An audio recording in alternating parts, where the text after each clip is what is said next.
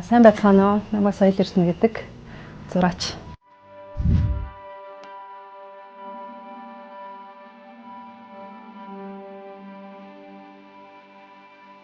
Яг зургийн мэргэжлийг сонгосон маань болохоор би өөрөө нэг 9 настайдаа нэг тархиндаа нэг гэрчлэл авч ирсэн. Тэгээд нэг сар ухаангүй байгаад тэгээд тэр гэрчлэлийг ер нь л тэгээд аван талаад ингээд нэг усуух хувьтай гэж ярьсан шүү дээ. Тэгээд нөгөө тэрнээс хоошоо ингээд биеийн тамирын хичээлээс те ингээд хөдөлгөөн хоригддаг ч юм уу. Ер нь ингээд юмнаас жоохон юм бөөцөлүүлээл те. Тэгэж ингээд 10 жилийн сургууль давлыг тиймэрхүү байдалтай яваад бидний үед чинь нөгөө нэг CD бүр яг их маш ихээр одоо гарч исэн үеэлтэй те нөгөө нэг CD-ний чинь нөгөө номон дээр нь одоо хамтлагдууч зургууд нэх гоё те маш гоё өнгөлөг тэгээд хэвлэмжсэн их гоё. Тийм зургуудыг ингээд камертаа хамтлагийг ялангуяа би бүр бүгдийн цуглуулдаг ус. Тэгээд нөгөө зургуудыг харж ингэж дуурайд зурдаг балаар харандаагаар гэдэг. Тэгэл тэр болохоор харцсангуу нэлийн бараг л 5 6 дугаар анги нэг. Тэгээд тэр үеэс эхлээд ер нь гайгүй одоо юм хараа зурхтаа авьяастай байна гэж тийм. Тэгэл ер нь ингээл юм оролдоол зураад сууж идэл тийм л хөлтөөс.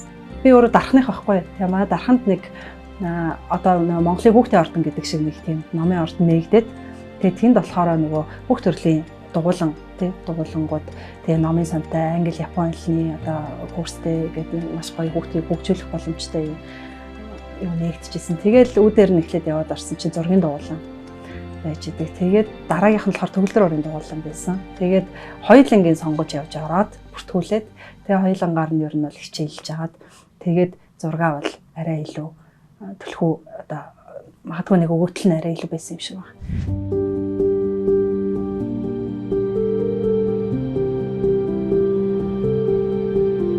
Дүрслэх хурлын дээд сургуульд би 2007 онд элсэж ороод тэгээд Гамболд Альмаа гэд эхнэр нөхөр хоёр багшийн шаваар ингээд манай анги уран зургийн анги бий болоод ингээд орж исэн талаас ирж байгаа тий тухайн жилийн одоо дүрслэх хурлын дээд сургуулийн уран зургийн ангиг сонгоод орж ирж байгаа хүүхдүүд орон нутгаас тий ерөөсөө л ингээл бүх газраас цуглаад тэгэл ингээд бүгдээрээ яг ижил гоё сонирхолтой нэг бүсэл мөрөөдөлтэй би яг л хүссэн зүйлээ тий яг л зөв одоо мэргэжлээ сонгосон байна гэдэг бол маш сайхан. Тэгээд дүрслэх хурлын дээд сургуульд зөвхөн зураач болох гэж орохоос гадна ерөөсөө урлагийн бараг л бүх төрөл тэр үед бол нэгдэж байгаа юм л да. Сонсдог хөгжим тий одоо хөгжим муу илүү гүнзгийрүүлж сонсох ч байт юм уу да арай хүндрүүлдэг ч юм уу яг тэр үед л ингээл жоохон амьд хөгжим те рок тал руугаа сонсч эхлээл тэгээл уран зохиол яруу найраг гэл ингээл ер нь урлагийн ингээл бүхэл төрлүүдийг тэ ялангуяа нөгөө орон нутгаас те Улаанбаатар хотод ороод ирсэн оюутан хүүхдийн хувьд л тэг бүх зүйл шинэлэг тэгээд бүх зүйлийг л одоо сурмаар мэдмээр тийм л байсан да. За яг академик төвшөнд болохоор одоо яг өөрөө чинь хэлдгээр зохиомжийн хичээл гэж байгаа, өнгөний хичээл гэж байгаа, тий хар зураг гэж байгаа. За тэгээ натурморт хээрийн дадлага буюу судалбар гэдэг ингээд одоо нэг ясандаа ангидаа судалж болох тэндээс гараад байгаль дээр бас судалж болох тий ингээд ерөөсөө л дүрслэх гэдэг үг чинь өөрөө аливаа зүйлийг аливаа байж байгаа зүйлийг дүрслээд нэг хавтгаа дээр буулгаад уран бүтээл болгож байгаа юм хэлбэр байгаа даа. Мэдээч хэрэг нэг юм өөрийгөө олно гэж яах вэ ярьдаг хгүй энэ бол их энгийн хэллэгээр тэр бол бас нэлээд голтой үг л дээ. Нэг ёсондоо те ингээд аливаа нэг зүйлийг судлаад те ингээд оюун санаандаа боловсруулад тэгээд авьяас буюу одоо мэдээч хэрэг гарынхаа ураар тэр бүтээл болгоод гаргаж чинь гэдэг. Ер нь бол нэг энгийнээр тайлбарлахад нэг юм процесс байгаа. Тэгэхээр тэрэндээ ингээд мэрэгшсэн тэрэндээ бас үнэнч байгаа, тууштай байгаа тохиолдолд бол одоо магадгүй нэг 10-аад жил ер нь яг тууштай байсан тохиолдолд бол тэгээд энэ зураач болтын болов гэж ер нь миний хувьд л дүгнэв.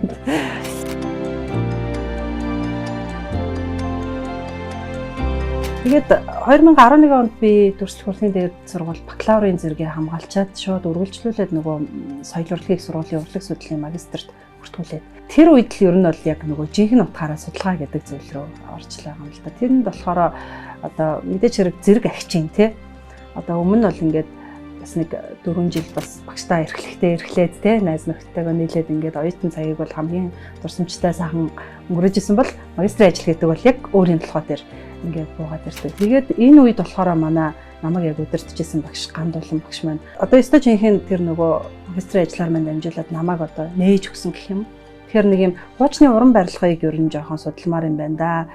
Чиний одоо арга ажиллагаа өнгө тэгээ ер нь илэрхийлэх гээд байгаа энэ санаа чинь ч гэсэн ер нь их үүсэх юм байна гэдэг.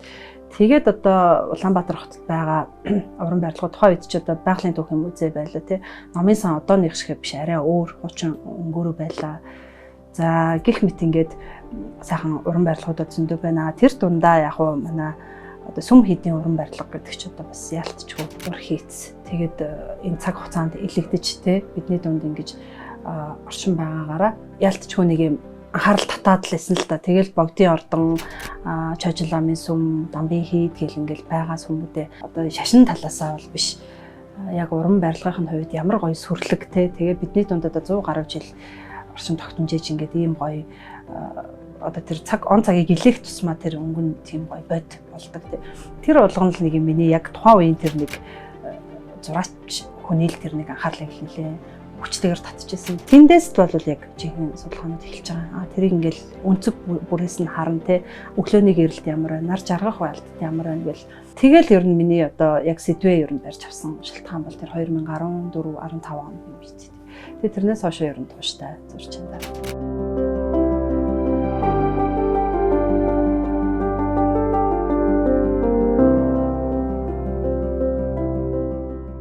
Яа харахгүй онгод гэж бол байдаг гэж би хувьдаа бол үздэг.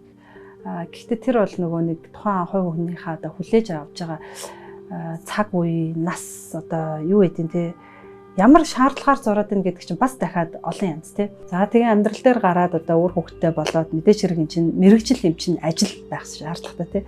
Тэгэхээр тэр талаараа ингээд бас хөглөгдөөд одоо мотивацлагдаад ингээд зурж исэн үе байна. Бас тодорхой нөхцөлд бол ингээд яг нөгөө онготой хүлээгээд суух үе ч гэсэн ер нь бол байна. Таг гацаад суух үе. Яг тийм үед бол яа харахгүй нөгөө хөгжим бол маш сайн хань болдог. Одоо түлхэц болдог. Нэг урлаг бол нөгөөгөө заавал нөгөө хөглж идэг тий. Одоо кино байсан ч гэсэн нэг маш сайн кино үзсэн ч гэсэн тухайн киноны дүрслэл тэр найруулагчийн хэлэх гээд байгаа санаа ингээл ерөнхий бүтэц зохиомж хэл ингээл ер нь бүх урлаг адилхан шүү дээ тий. Яг тухайн үедээ ингээл дон хийгээд ороод ирэхгүй ч гэсэндээ ингээд нэг юм далдуураа ер нь хүн яг бүтээж идэл юм бэлээ л дээ өөрийгөө. Тэр нь уран зураг мэдээж яруу найраг гэл ингээд бүх төрөл орно сайхан дуур тий жүжиг гэл ингээд бүгд орно. Тэгэхээр урлаг ер нь бол бүгд л хоорондоо салшгүй холбоотой л гэж хэлэх гээд байна л да.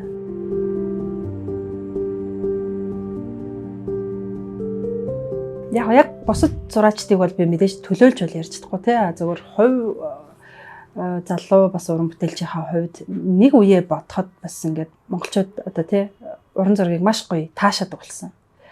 Нэг ингээд би нэг юм нэг сайн ер нь ойлгодгүй л дээ. Гэхдээ өөрөө чинь зургийг харахаар нэг дотор нэг л юм одоо болоод байна гэдгээ ядаж нөө илэрхийлдэг болчихж байгаа байхгүй. Тэгэхээр эн чинь маш гоё тийм одоо гоо зүйн тэ өөрийнхөө дотор байгаа тэр нэг юм дуу чимээг ер нь чагнаад байна гэсэн л үг байгаа байхгүй. Тэгэхээр тэрэн дээр нь ингээд тулгуурлаад ярилцаад үзэхээр тэр хүн бол маш гоё мэдрэмжтэй хүн байдаг байхгүй. Тэгэхээр хүмүүс нөгөө зураг мэдхгүй зураг ойлгохгүй. Гэхдээ бид нар хүссэн хүсээгүй ингээд сонгоогүй ч гэсэн хөгжим явж хахад бид нар сонсдогтойгоо л адилхан зураг тааралдвал ингээд нэг хэдэн минут анхаарад харцхад хүн ерөөс дотоод тэр мэдрэмжээ нээх маш их боломжтой. Тэгээд хүмүүс бас ингээд интерьерээ мэдээж хэрэг бас их гоё уран зургаар тий чимдэг болсон. Сүүлийн үеийн одоо манай монголчуудын амьдрах тав тух тий залуучуудын одоо гэр орноо тогтжуулах ч гэдэм юм ингээд энэ болгон чинь маш гоё одоо өөр төвшөнд ирж байгаа уран зургийг бол нэлээд гоё өндөр үнэлдэг болсон гэж яг миний зүгээс бол харж байгаа. Ер нь ингээд нэг юм зураг за одоо нэгдүгээр зураач байгаа тийм тий. За маш юм тойм ярихад одоо тэнгууд эсрэг тал захиалагч байна. За тэнгууд захиалагчаас зураачаас одоо хүсэж байгаа зүйл нь бүтээл байгаа тий. Тэгэхээр тэр хоёрын дундах тэр нэг харилцан ойлголцол дээр одоо тэр бүтээл төрж байгаа. Тэнгууд тэр бүтээл одоо материалаа бэлтгэхээс ахуулаад тий санаагаа гаргана, хар зургаа гаргана, эскизээ гаргана. За тэгэл ихний таглалт явна. Тэгэл тэр болгон чинь нөгөө зураачийн тэр ер нь бол яг тэр бүтээлээ уралж байгаа процесс туулалж байгаа юм л та. Тэгээд тэр ерөөсө хэдэн ч өдрөөр үргэлжилж магадгүй тий одоо ямар ч нөхцөл байдалд тэгээд дундуураа бас яаж саатч магадгүй. Тэр бол яг нөгөө төрөний хоёлыг ярьсан нөгөө онгод гэдэг зүйлтэй бас одоо их бага хэмжээгээр холбоотой. Тэгээд яг нөгөө нэг захиалагчийн хүссний дагуу буюу Тэрэн дээр одоо нэмээд яг өөрийнхөө нөгөө бас нэг бүтээлч хаа хувьд бас яг тооцоолцсон нэг юм хүрх нэг юм цэг байгаа шүү дээ. Яг тэндээ явж очиод тэгээ нөгөө хоёр тал ингээд одоо нэг хэсэндээ нөгөө гэрээ маш амжилттай хэрэгжлээ те. Нэг хэсэндээ маш гоё хүлээлцээд үнэхээр гоё боллоо. Маш их баярлалаа гэдэг үг л ер нь бол яг тэр бүтээл хийж байгаа болоод хийсэн болоод одоо дараагийн бүтээл хийх тэр нэг замыг маш гоё гэрэлтэйгээр нээж өгдөг. Миний хувьд болохоор харцангуй нөгөө их сургуулаа би 11 онд төгсөөд 23 онд анхны бие даас үзэсгэлэн гаргаж ирсэн. Ер нь бол яг төгснөөс хойш 12 жилийн дараа. Тэр хооронд бол хамтарсан үзэсгэлэн тэгээ олон нийтийг хамарсан үзэсгэлэнгүүдэд бол тогтмол оролцоод бүтээлээ хийгээд явжсэн л та. Тэгээд тэрнээс хойшоо ер нь бол нөгөө чойжил амын сүмд бол яалтчгүй ингээд сүмийн одоо тэр дүр төрслөл болоод гоо сайхан тэр нэг нууцлаг шидэнд бол автаад л яваад байгаа юм л да. Таалагдсан хэсгүүдэл бүтээл болгож тавьчаал тий. Тэгэнгүүтээ нөгөө 19 оны сүүл 20 оны яг тэр нэг ковидын үеэр чинь яг ингээл бид нар бүгд гэр гэртээ хоригдож байгаа шүү дээ. Тэгэл яг тэр үед бол нэлээд за би ч одоо ер нь юу хийлээ, одоо цаашдаа юу хийх вүлээ гэл ингээл нэлээд бодол болсон л та өөрлөгөө өнгийг бол за тэгэнгүүт нөгөө за одоо энэ сүмий чи би чи ер нь ингээд болон тохоо болгоны ер нь тий сорчлоод ингээд зураад байгаа юм байна. Тэгвэл одоо нэг юм хүнээр бол одоо тий яг гоё юм ич бүрэн нэг гоё юм цогц хөрг байдлаар яг боддоор нь ингэж зурж авч үлдэх хэрэгтэй байна гэд. Тэгээд яг чойжил амын сүм өөрөө юм 5 юунаас бүртгэлтэй объектоос тэгээд яг бүх хэсгүүдийн хөрөг байдлаар ер нь авч зурсан. Тэр маань ингээд миний яг анхны бие даасан үзэсгэлэнгийн эхлэл болсон. Тэр бүтээлүүд маань ер нь нэлээд одоо өөрийнхөө зурж байгаа хэмжээнд бол өөрийгөө нэлээд үнэлсэн бөгөөд одоо ер нь бол өөр төвшөнд гаргаж ирсэн гэж ер нь хэлж болохоор бүтээлүүд. Тэгээд тэндээс ер нь 2 жил гаруй хугацаанд үргэлжлээд 23 оны 2 сард би анхны бие даасан үзэсгэлэн гаргажсэн. Үзэсгэлэн гэдэг бол тэгээд яг л нэг юм уран бүтээлч хүн бол ингээл янз бүрийн зүйлээр ингээл өөрийгөө дүүргээл явдаг. Тэгээ өөрийгөө ингээл бүрдүүлээл бүтээгээл яваад байгаа байхгүй. Тэрийгэ эргээгээд юугаар гадагшлуулах уу те тэр чинь уран бүтээл байгаа. Нэг хүн ч гэсэн орж ирэл яг нэг зургийн өмнө хэдэн минут зогсож байгаа нь хүртэл өөрөө яг тэр зураачд бол маш их юм үнцэнтэй. Ер нь тэр л ер нь хамгийн жаргал.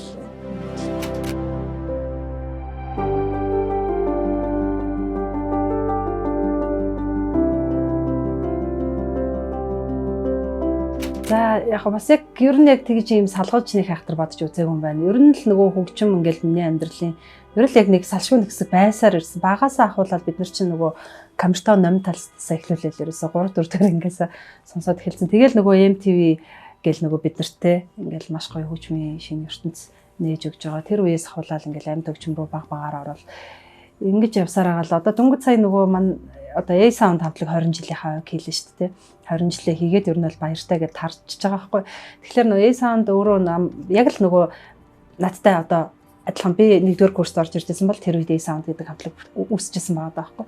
Тэгэхээр тэр үеэс эхлүүлээд сонсчихсан оюутан цаг одоо оюутан байхдаа зуржсэн бүх зургуудтай минь хамтдаа тэр тухайн аялгау ихшгэлжсэн.